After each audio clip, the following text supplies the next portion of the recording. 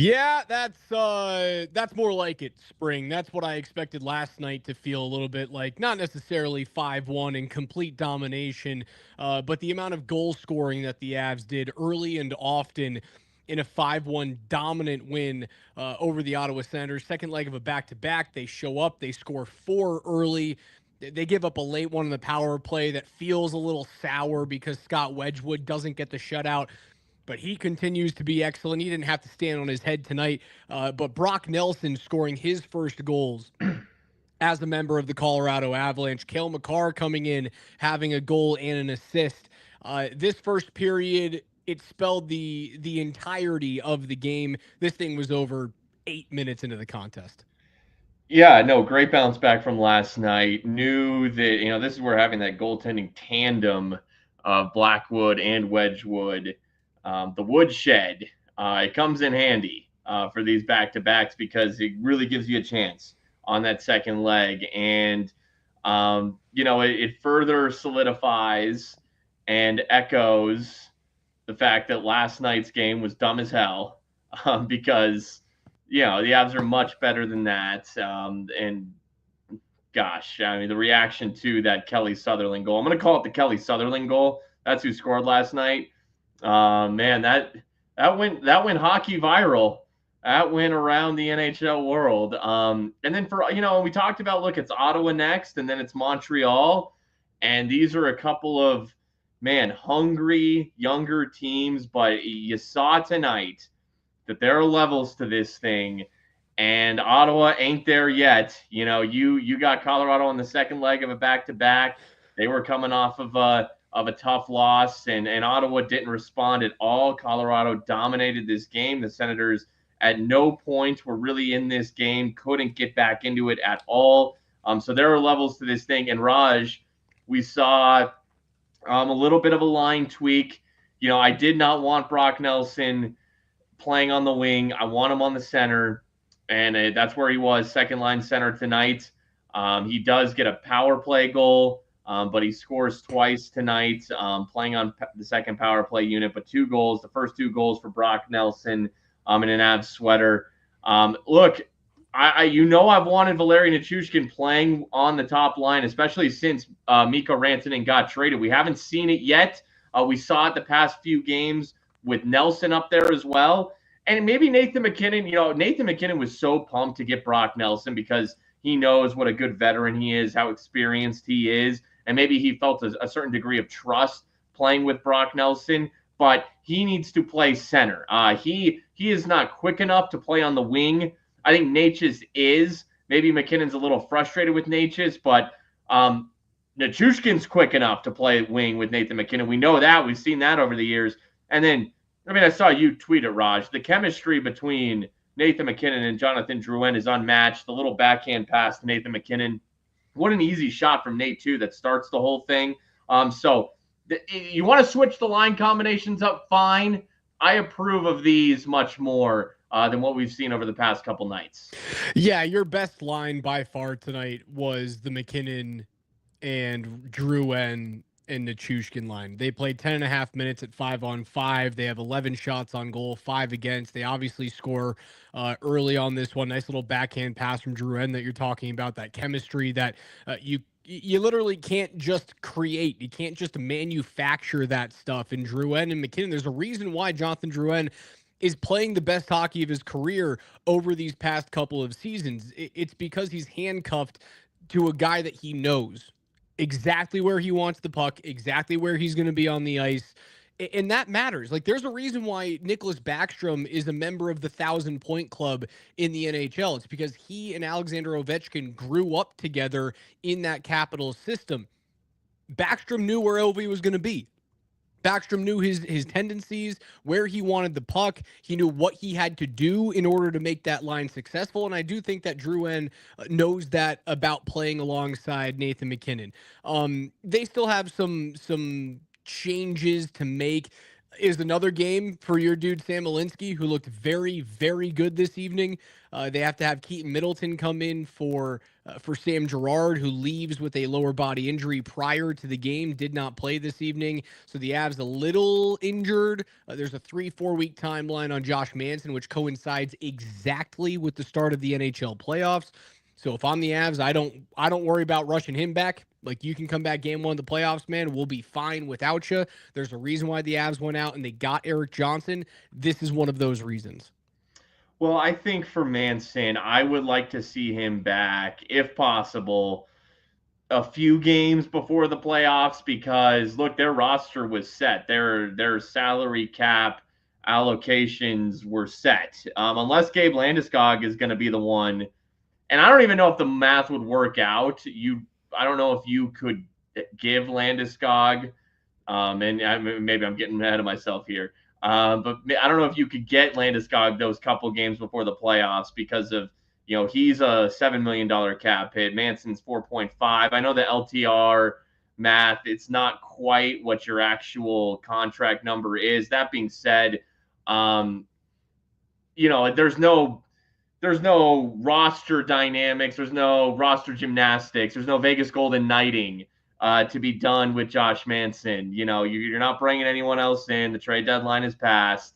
So if Manson could get back before the playoffs, just to get his legs back underneath him, I wouldn't mind that. But yeah, no, this is where, again, Eric Johnson comes in very handy. And look, Keaton Middleton brought a little physicality early in this game that I thought set a tone. You probably don't want Keaton playing much, but on a certain night when you're undermanned and coming off a loss too, I think you need to set a little bit of an FU tone. And Middleton was in a part of his scrum early in this game that I thought maybe boosted the Avs to that first goal. So we'll see on Josh Manson. But look, man, Sam Alinsky, yeah, setting up Brock Nelson for his first goal. Great outlet pass from Marty Necas. And, Necas and Coyle on the wing of Brock Nelson, that's what I want. I want Brock Nelson in the middle of the ice, and that's where he essentially scores both of his goals. A little shaded to the left side on the first one, but I want Brock Nelson in the middle of the ice. He is not the sleekest of skaters, so I want Necas, I want others like that to be the skill speed players that are around a Brock Nelson. I want Brock Nelson in the middle of the ice, and that's exactly where he was essentially on both his goals tonight. Yeah, he works better in the middle. He does. And I'll admit that from last night. I still think it was a fine idea for Jared Bednar to try and mess around with the lines and see if he works on the wing, see if McKinnon can find a way to play with two bigger bodies on his side, that maybe gives him a little bit of protection in terms of like Nate staying completely healthy, not throughout the rest of the regular season, but throughout the playoffs too. So I like the idea for him to do it. It just failed yesterday. Now, Toronto and Ottawa are different teams, right? Like, Toronto's a better hockey club than Ottawa is. Ottawa's knocking on the door. They're likely going to make the playoffs this year for the first time in 7 seasons, but they're going to be a one and done. Like, they'll be lucky to win a game in the first round, depending on who they match up against, whether it's Washington or the next best team in the Eastern Conference. It could be any one of Tampa Bay, Florida, or Toronto at this point. They're likely going to be a sweep or a 5-game series, but I do like the things that they're building. It was nice to see the power play click tonight. That was one thing that I was really happy about. And it was also nice to see that you didn't have to tax anyone this evening. Getting out to a 4-0 lead on the second leg of a back-to-back, knowing that you don't have to push Nate, you don't have to push Cale Makar to play heavy minutes this evening, that goes a long way for me. Yeah, no, mention the Brock Nelson power play goal. That was the last goal they scored of the game. That was the 5th goal for Colorado, and that was power play 2. But the first one that they scored, the Cale Makar goal, his 26th of the season, and Cale Makar is now the franchise leader for power play goals by a defenseman, and he is, I think, 26 years old. Yep, 26. So he is going to shatter. I mean, absolutely, that's going to be an unbreakable record. Yep. It's for defenseman power play goals. Cale has already set that mark here in his age 26 season. But what I love about that power play goal was MacKinnon takes the faceoff and he wins it. And man, MacKinnon continues to be better in the faceoff circle of late. Over 50% again tonight, 8 out of 13 in the dot for Nathan MacKinnon. How about Charlie Coyle going 7-10 on a face-off note? But MacKinnon wins the face-off here, and Natchez immediately sprints towards the left wing. So Natchez is the one who occupies the left wing. That's where Nathan MacKinnon usually sets up. Nate is very quickly in the bumper area, and all eyes are going to be on Nathan MacKinnon. And we don't see him in that spot often, and he's not there long. But when Nate is in the middle of the ice and he moves now, and now they're rotating, and now Nate is moving towards his left wing, that's when Cale fires that shot. And all eyes are on Nathan MacKinnon. So when he moves, the defense lulls for just a second. Makar fires that shot. I think it's Nichushkin's big body in front. So again, there's more versatility. There's more rotating. There's different players in different spots, and it's catching the opponents off guard. It's making them account for something that they haven't had to account for with the Avalanche power play yet. And I know that this is a very little thing, but even Nate just starting in the middle of that ice and him moving, that creates that goal for Cale Makar. Yeah, it confuses Claude Giroux and Dylan Cousins, and maybe it's a thing because Cousins is so new to Ottawa, although he's been playing really, really well as of late, ever since moving over at the trade deadline. But they do kind of freeze there. You see that Giroux has to sit on Nathan MacKinnon as he moves over to that one-time spot, and if he doesn't sit there, Cale sends it over, and either Nate hits the one-timer or what he more likely does, because he's not really a one-time merchant on that side. He likes to hit it, but he's not like Alexander Ovechkin there. He's not Mika Zibanejad just teeing up one-timers on the power play. What he would likely do if he has the space there is catch that puck and then start going down ice, start attacking the net, and then forcing the strong side defenseman. I can't remember who the strong side D-man is. Give me 1 second. I'll look at the goal visualizer. Strong side defenseman for Ottawa in that instance is going to be Artem Zub. So if Zub is now the primary defender, he has to make a decision. Is he going to play the 2-on-1 in front of the net that ends up making Val Nichushkin the backdoor option, or is he going to play the 2-on-1 on the short side, the strong side of the net, where he has to force either MacKinnon to get his stick to the outside, right-hand shot on the left side, or he has to play the one-time option on the goal line, which ends up being Marty Necas there. It was a wonderfully designed offensive play, and it does happen because, well, Nathan MacKinnon's having his second-best season of his career in the faceoff dot. You mentioned it. He's nearly 50%. The only time he's ever been north of 50% was years and years and years ago when he was a 21-year-old back in 2016, 2017, when he won 50.5% of his draws. He's currently sitting at 49.3 right now. If he continues on his pace, he will be north of 50 by the end of the year. It all happens because, well, he's getting older, he's maturing, he's winning draws. Yeah, and actually it wasn't Nichushkin, it was Necas who kind of loops around. Oh, he goes behind the net? Yeah, from the left side, goes down. I mean, Necas is such a floater. I mean, he really is the key, actually, to what is allowing them to kind of move positionally within their power play sequence. And it's Necas going left, down low, back around the net, and then to the middle of the ice, right after MacKinnon goes bumper to left wing. Now Necas is in the middle, and he is the screener that gets in Linus Ullmark's vision, and Cale Makar scores. And it's Ullmark amazing how different it is from what it looked like when Mikko Rantanen was on that flank. It was so much more stationary. It was so much more lethal. Like, that's the crazy thing. It was still lethal. Like, if you look back at the numbers on Rantanen on that power play, it was still, I'd be pretty confident saying it was a top 5 power play over the course of the last 6 years combined. I just think that teams had started to key in on, the comfort zone for the Avs on their power play. That, Nate was going to be on the left wing, Mikko was going to be on the right wing. Nichushkin was going to be net front, and Lehkonen was going to be in the bumper with Makar at the point, and that's what it was. Since 2018, the Avs had the number 5 power play combined. From then until now at 22.9%.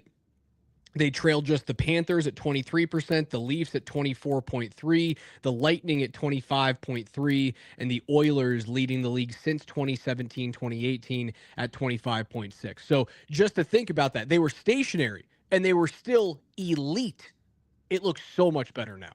Yeah, but it had struggled in the 2-ish months before trading Rantanen. The Avs were if memory serves me, they were certainly bottom half of the league. I want to say like bottom 10 in the league in power play percentage. And I don't know where they sit right now, but it's been better. It's been better since the trade deadline and since they've kind of, and I think their hand was forced. Because I could tell in game one, they were like, shit, we don't have that left-handed shot on the right side. What do? We kind of forgot about accounting for that. Well, they started just moving guys around, mostly Natchez. They wanted Natchez on that right wing where Rantanen was, but he's not a left-handed shot.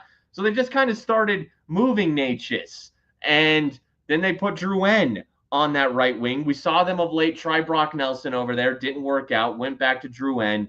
And I think that that's the right move, and it continues to pay off. And by the way, for Cale Makar, he is a minus 330 favorite to win the Norris. Zach Werenski is plus 250.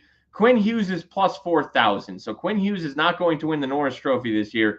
It is a two-man race between Cale Makar and Zach Werenski. And look, shout out to Zach, but this is Cale's award to lose. It looks like Cale is on the inside track, firmly on the inside track, to win his second career Norris Trophy. So Makar's got now 81 points in 70 games. Is that correct? I don't have it up in front of me, but let's go with that. So, yeah, Makar, 26 goals. Yep. He's got 81 points in 70 games played. He's got 12 remaining on the season. Let's say he plays... You think he plays all 12, or do you think they sit him down much like they did against Minnesota a couple of years ago at the end of the season? You tell me the Avs have 12 games left? Yeah. Just 12? Jeez, time flies. 12 games. Yeah, this was game 70 for Cale. Yeah, I think he plays in all 12. I do. All right, so if he plays in all 12, he's not hitting 100. He's hitting 90, I'll tell you that. He'll get to 90. The special number for him to truly lock up the Norris. It's a long shot that Werenski can get it done. The special number is the race to 30. That's my race right now.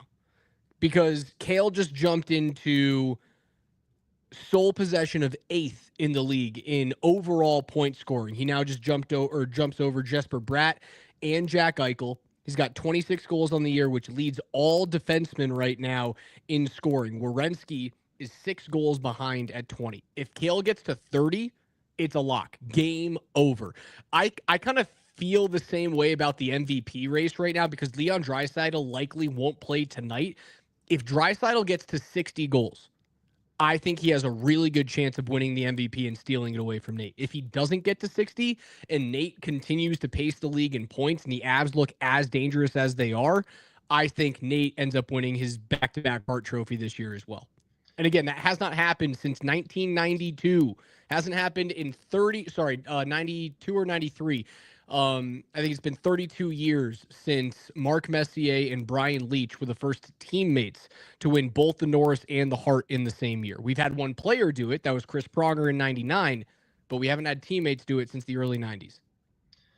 Yeah, I mean, 26 goals for Cale. He's going to get to 30.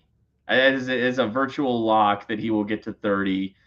Add an assist tonight as well. So, yeah, like you said, Raj, 81 points on the year. Werenski he has a very nice 69 points. Cale is 12 points ahead of him now, coming out of tonight. And the Jackets got shut out in an overtime loss. They lost 1-0 in overtime at home to the Panthers. So, hey, good defense for Werenski and the Blue Jackets to shut out the Panthers in regulation. But look, in today's day and age, points matter. offensive numbers matter in Norris Trophy voting consideration. And if we're being completely honest with ourselves, it's over today. It's over today. Cale's 12 points clear of Werenski, 6 goals clear of him.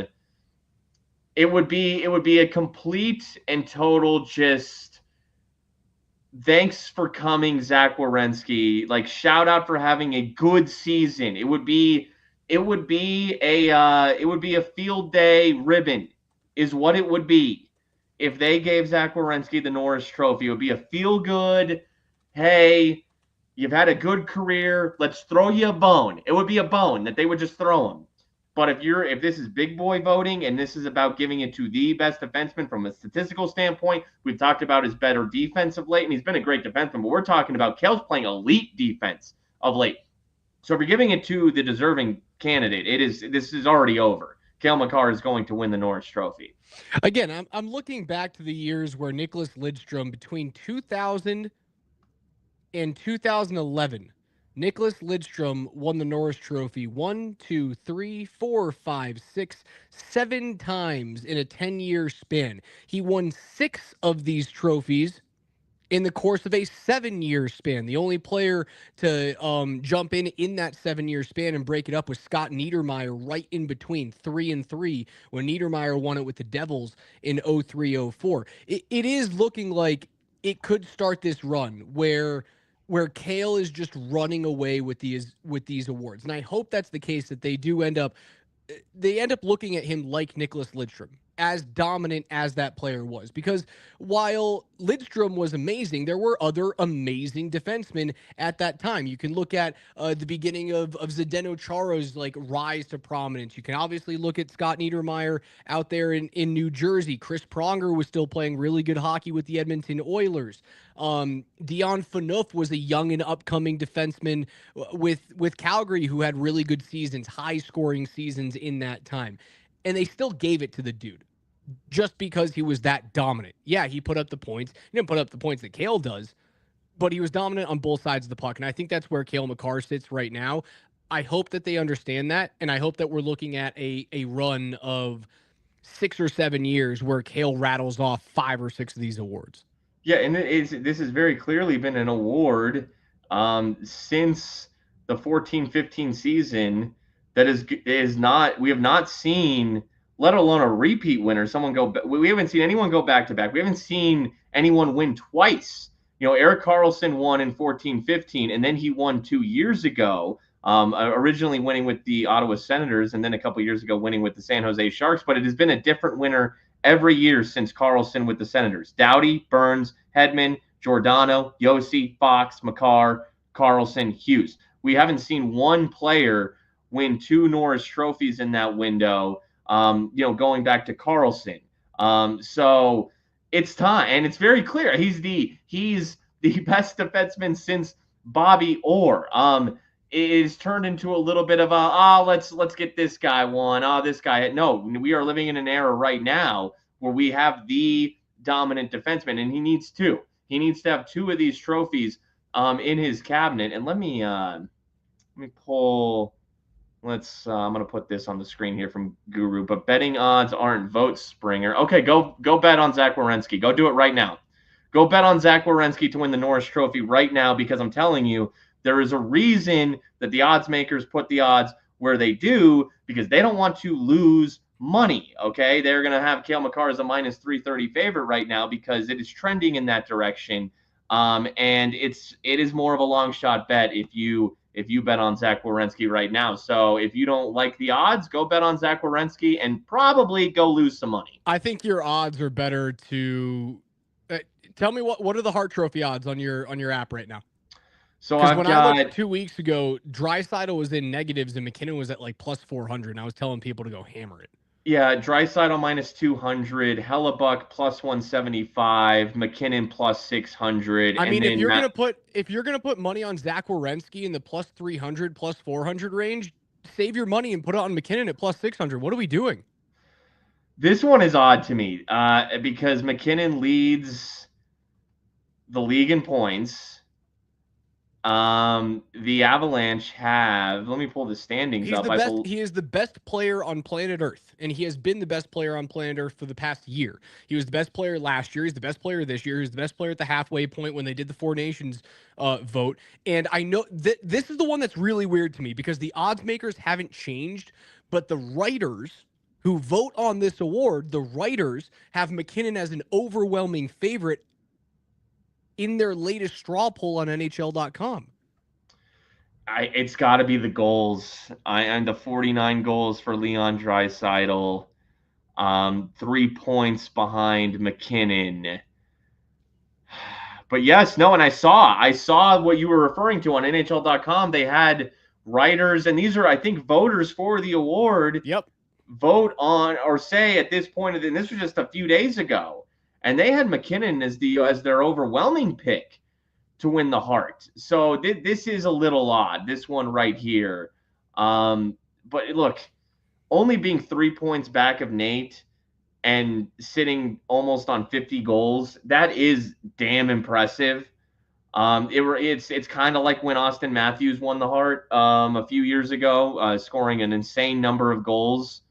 But look, we'll see where the Avs and the Oilers finish in the standings. Right now, the Avs are 3 points ahead of Edmonton, although the Oilers have 2 games in hand. Now, this doesn't matter from a playoff perspective. They're in different divisions.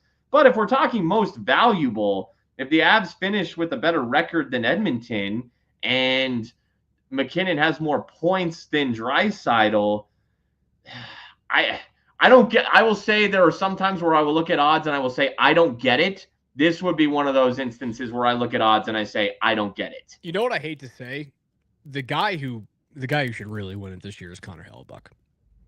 Well, and he's been given a for a goalie right now to have plus 175 odds. There is a real chance that Hellebuyck could win it, that he could win the Hart, like that because a lot of people are not going to want to bet on a goalie, But there he is getting plus 175 odds. Maybe it could be a year where Hellebuyck wins the Hart. It very well could be. So can you grab Hellebuck's current stats for me right now? I can, yes.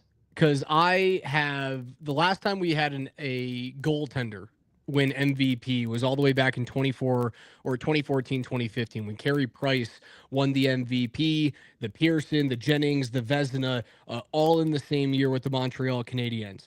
Pricer started 66 games that year. He had 44 wins, 16 losses, 16 overtime losses, a 933 save percentage, a 196 goals against average, and 9 shutouts. Let's see.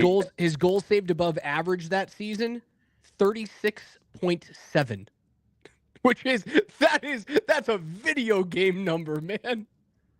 Let's see. 6 shutouts for Hellebuyck. That leads the league. Right behind him with 5 are Vasilevsky, Shesterkin, and Gustafsson. Goals against, he's number 1 at 2.05. Darcy Kemper is number 2. Saw that. He's having a good year. At 2.16, Vasilevsky 2.29 or 2.24. Save percentage, Hellebuyck is number 1 at 924. Vazzy is 920. Hellebuyck and the goaltender that started tonight for the Maple Leafs in a win in New York, Anthony Stolarz at 918.